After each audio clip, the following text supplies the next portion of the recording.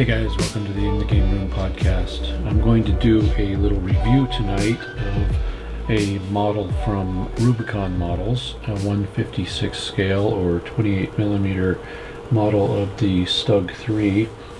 And in doing this, I want to compare it to the Warlords model.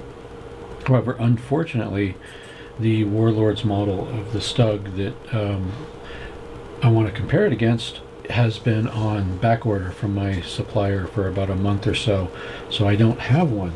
But I do have a fairly similar model, the Panzer IV in the H model. So while I can't do an exact comparison between the two, I can compare, certain aspects of each model and discuss the differences and things like that. So first of all, the model I have here, I'm going to be posting photos actually over here of everything that I talk about, so because I know you can't really see too well on the video. I have not attached the side skirts to the StuG or the Panzer IV because if I did that, it would be very difficult to paint them, so that's why those are off. So let's start with a few comparisons right away. Let's start with the road wheels, the row of wheels down here along the bottom that contact the road. That's why they're called road wheels.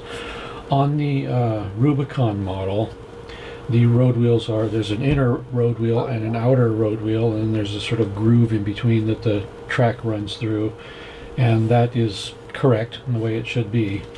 The Warlord model, they actually made the road wheels just one solid wheel all the way in with no groove in the middle, and that is a fairly obvious thing right here, and it just doesn't look right. That's the first thing. That's a major difference in the two. On the Rubicon model, when you look at the hatches and hinges and other exterior details on the model, they're very scale in their thickness and how far they come off of the main surface. On the Warlords model, they are a little more exaggerated, a little thicker and a little more pronounced hinges and hatches and things like that. They both look good. I think the Rubicon model is probably a little more scale in that way. The muzzle brake on both models should have a hole in the front for the projectile to come out, obviously, and neither model had that. So I had to drill the hole in both of those. I'm sure that's just a matter of more complexity in the mold making process. They would have to have a pin that comes in there and then ejects, and it would just add complexity to the mold. So they both skipped the hole in the end of the muzzle brake there. So they're even on that score. The side skirts on both models, the StuG model, they just kind of snap on and stay. I'm gonna end up gluing them on, I'm sure, once I get everything painted. But they could be removable if you wanted them to be, I think, because they stay pretty well once they're on there. The ones on the Warlord model, again, this is a Panzer IV, but I'm sure it's probably similar on their StuG model. Goes on with some pretty cool looking brackets, but because of that, it needs to be attached permanently and glued on. So there's just different ways of attaching and different details there. I don't know if I prefer one over the other or not. But one thing I will say about the Warlord model, the side skirts, I'll post a picture of this too. There's a piece of plastic that runs along the inside edge. It's probably about 30 thousandths of an inch square. It runs the length of the whole thing. Because of that extra material there in the molding process, when the plastic shrinks as it cures, there's actually indentation along the outside of the skirts here. It's just a little bit of a whoop in there that shouldn't be there. And right now it's just in primer. I don't know what it's going to look like when it's painted, or if I'm going to maybe putty it and try to fix it. I'm not sure how I'm going to deal with that yet, but that's a little bit of a design issue. The instruction sheets for both models are pretty good. The instruction sheets for the Rubicon model are a little better. I was very happy with the instructions that came with this, especially because you can build several different versions. The same is true with the Warlord model of the Panzer IV. You can build a F1, a G, or an H, and they have different instructions. You get to a certain step and it says, use these parts for this version, use these parts for the other version. But in the Rubicon model, the instructions were better worded, they were clearer, they were just better laid out, and they were actually educational. You could read them, and it would say, during this period they went with this, and when during this period they went with this, and then during late war or whatever they had this. And quite often there were several different parts you could choose from based on which era you were modeling or what version you were modeling. So I think there was just a lot more information in the Rubicon model's instructions, and therefore it made the process easier and a little bit more educational at the same time. You didn't really feel like you were trying to learn anything, but you kind of did anyways. So I'd have to give Rubicon the prize for better instructions. As far as the packaging, a lot of people think it really doesn't matter that much, but little things matter. And the Rubicon model, there was three sprues or three trees, whatever you like to call it, sprue trees, and each one was individually bagged. And the decals, which are very nice decals, are also in a plastic bag with a little piece of cellophane tape there. So it's really just kind of points to a little more care in the way they package their product and the way they ship it. The Warlord model was also, I think, 3 sprues if I remember right, but they were all together in one bag. And the decals, which are not quite as nice as the Rubicon decals, also were not bagged in any way. They were just thrown in the box, which could lead to them getting scratched and damaged. Fortunately, in this case, I don't see any problem. Everything turned out fine. But again, it's just those little things that kind of show you that they just kind of care a little bit more. So that's kind of nice as a consumer. One area where the Warlord model is actually a little more scale is on the upper deck above the tracks on both models. There's what they call diamond plate steel. And on the Rubicon model, the scale of the diamond plate looks too big. On both, actually, they look too big. But it's even more pronounced on the Rubicon model. They really went with a big, giant diamond plate, where in real life, diamond plate, the actual raised bits are about 1.5 inches or something. I think maybe 1 inch. On this model, it looks like about 4 inches. On this model, it looks like maybe 2 or 3. So they're both out of scale, but this one seems to be closer, the Warlord model. So Warlord takes the prize on that particular piece of detailing.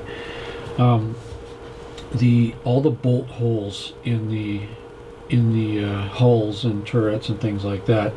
On the Rubicon model, they look much more scale. They're very, very small and very nicely done.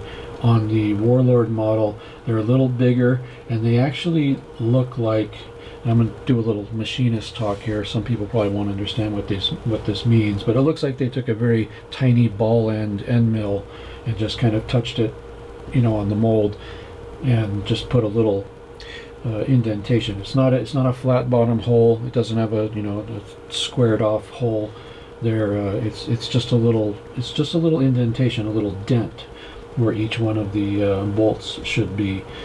So I'm not preferring that. I am preferring the ones on the Rubicon model. I want to touch on one thing here.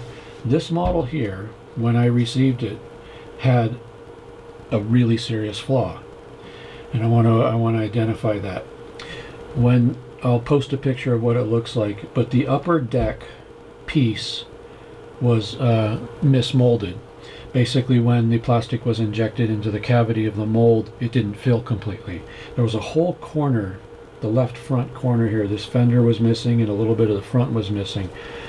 Normally, I would say that's a really bad thing, and that's a big screw up, and I'm going to take lots of points off. However, I discovered that on a Saturday night when I was building this, and I sent off an email to Rubicon USA that night, and much to my surprise, when I got up Sunday morning, checked my email, there wasn't one, but there was 2 responses from 2 different people at Rubicon apologizing for the mistake and saying that a new unit would be sent out the following day, which was Monday, and it was. So while that is a screw up, the way that they handled it and their customer care, to me anyways, just completely eliminated any bad marks for the miscasting. And a miscasting like that can happen any company. It can happen to some of the best model companies in the world, Tamiya, whatever. So I know things like that happen. It's just how the company handles it that matters after it happens. So they really handled it very well. Now, I'm not saying Warlord wouldn't have done the same thing. They probably would have done exactly the same thing. However, I'm not sure they would have replied to me on a Sunday. They probably would have got me on Monday, which would have been fine. But I just do want to kind of give a shout out to the guys at Rubicon USA for squaring that away on their weekend and taking care of it for me. Okay, that's pretty much it. They're both great models. They're both game pieces. They both work perfectly for what they're made for. However, if I'm going to score them, the Rubicon model is going to score a little higher because it's just a little more scale. The details are a little crisper. Everything just looks right. Now, I haven't taken a pair of calipers to either one of these and checked dimensions and things like that. I'm just going to trust that they're both about the right size. But like I said, they both look good. They're both going on the game table. I'm going to paint them up nice, and I'm going to love them both. But if I have to hand it to one, I would say, rating them, I would say that the Warlord model is probably somewhere in the range of 7 or 8 out of 10. And I would say that the Rubicon model is more in the range of about 8 or 9 out of 10. They're both, like I said, they're both fine. They're both good. Just the Rubicon model is a little nicer. I don't remember what the price of this one was, or the price of Warlord's StuG, but I think the Rubicon model probably is $1 or $2 more, but I think it's worth it. So there we go. So if you have to make a choice between Warlord or Rubicon, personally, I would say you're good with either.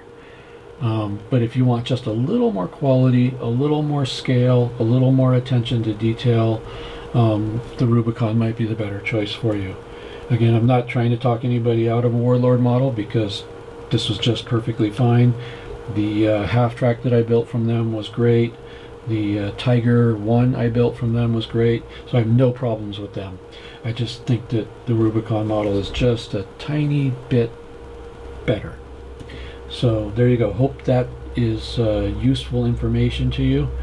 I'll be back again with some more reviews. I want to give you guys a review of some new metal pieces I got from Warlord. I haven't even opened these yet, but I got the German quad 20 millimeter anti-aircraft gun, so that'll be nice to do. And then I got the 88 flak with the crew and the what do you call these? The limbers? I think that's what these are called. The bit to transport it. Packaging's a little odd on this, but that's the way it came with the crew also. So I'll be working on these pretty soon. And then also the Warlord Games resin cast Schwimmwagen, their amphibious Jeep type vehicle. So I'll be working on these pretty soon, and I'll give you guys a little review on those coming up pretty soon. So there you go. Buy either one of these. You're going to be happy with either one. The Rubicon's just a little bit better. Thanks a lot for watching, and keep on gaming.